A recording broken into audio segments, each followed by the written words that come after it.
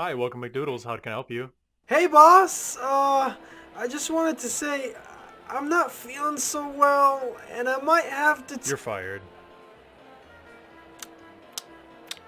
So what did he say? Assalamu alaikum! There comes a time in every man's life when one must find his or her first job. And for me, well, let's call it Mcdoodles. During my teenage years, I was living the dream, playing video games, trying out new sports, ultimately having a good time. But all of that changed when my father attacked. Get a job. And so my quest began. But alas, it seemed like fate had a different plan for me. Every place rejected me. And I remember I was like, if you just give me a chance, I promise, I'll do good. I was actually like that whining to my buddy Jengi at Mcdonald's. And I guess he got fed up because he's like, you know what? Slapped the McDoodles application right in front of me. No, of course, at first I was thinking about my options. And when I realized I had none, I said, why not? And crazy enough, 1 week later I got the call. Ooh, you should have seen me, I was excited. Time to make some cheddar. I'm finally a full-grown... Why don't you go clean my lobby? It was cool seeing things from behind the register. I noticed how the smallest changes to my speech could ease the process of taking an order. An example of this is we were trained to recommend barbecue sauce to the customer, and I didn't see the need for it until... I would like 20 chicken nuggets. Sure, what kind of sauce can I get you? We got sweet and sour, barbecue, habanero.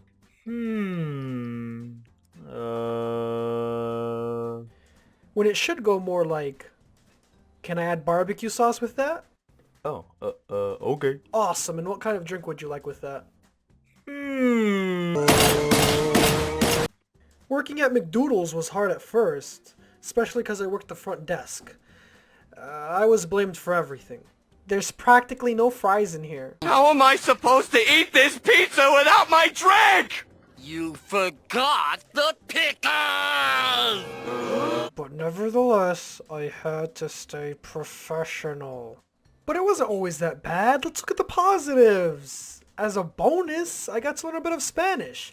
That's all the kitchen ladies spoke, so whenever I talked to them, hey Lupe, the customer is ¿Qué pasa, joven? Oh, lo siento. Por favor, necesito dos hamburguesas. But to be frank, one of the biggest obstacles I had to deal with in McDonald's were the managers. Don't get me wrong, some were cool, but others were complete Whoa, buddy. Let's keep it PG here, please. I was gonna say animals. I remember one of the first days on the job, I was asked to go clean the lobby because it wasn't that busy. So naturally, I did. I went and I saw this 94-year-old lady and she just started to speak to me. So being the kind-hearted soul that I was, I gave her some of my time. And sure, I might have spoken to her for a bit too long. 5 minutes later. So I didn't exactly see the line forming behind me, and the manager started taking the orders, and I understand she was upset. But out of everything she could have done, she yelled out my name from across the restaurant. Kind of like, I will fully take responsibility for what I've done. But I'm gonna be honest, what I did wasn't right, I'm not justifying it, but for someone who just came their first week, that was a bit harsh. And she's lucky she wasn't dealing with McMunther in his prime. The boys used to call me McMunther after a couple of months of me working. There's a reason why I got that title. I was the best, and I promised myself whoever new came in, I would help them so they wouldn't have to deal with what I dealt with. And shout out to the old co-worker Ariel for being a manager now after I trained her many years ago. Anyway, I like to take pride that unlike some places, we always kept the place clean. But as a downside, after 8 months into my job, my Mcdoodles started to do table service. Why in the world did a fast food place need table service?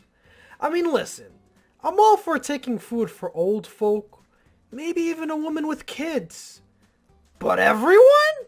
And if that wasn't bad enough, I had to wear an apron. As an upside, it did have cool compartments with spoons, knives. But that's besides the point. This is how it worked. The person at the register would take the customer's order and then give him a number and tell him to have a seat. After he sits down, the service person would wait for the food to come out and then hand him his food. And is that all? Nope! After we give out the food, we would have to check on them every 3 minutes and make sure everything's good. And when it's all said and done, when they're about to leave, we have to thank them and give them a mint. And if this all wasn't humiliating enough, we couldn't accept any tips. Something about the minimum wage not allowing it because they would have to decrease our pay or something. So they told us if we do get a tip, we have to do the following. Smile and tell the customer, you know what?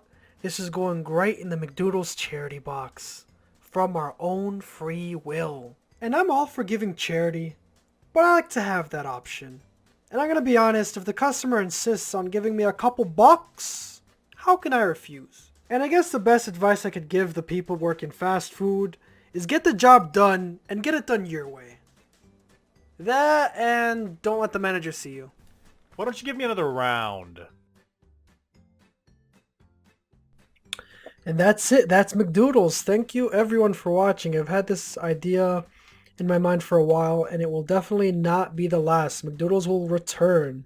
I wanted to thank the main animator for Mun-Mun Animations, Javier. I wanted to also thank my buddy Jengi for audio. And also a quick shout out to my boy Peter for voicing himself, who, fun fact for you, was my actual manager a couple years ago. If you would like to follow me on social media, it's there on the screen. If you didn't check out my first video, Ask Munter the Hijab, please go check that out. Again, I've had this idea for a while, and if any of you have any suggestions for future content, please let me know. Leave a comment, like, and of course subscribe. I will see you guys later, and yeah, assalamu alaikum.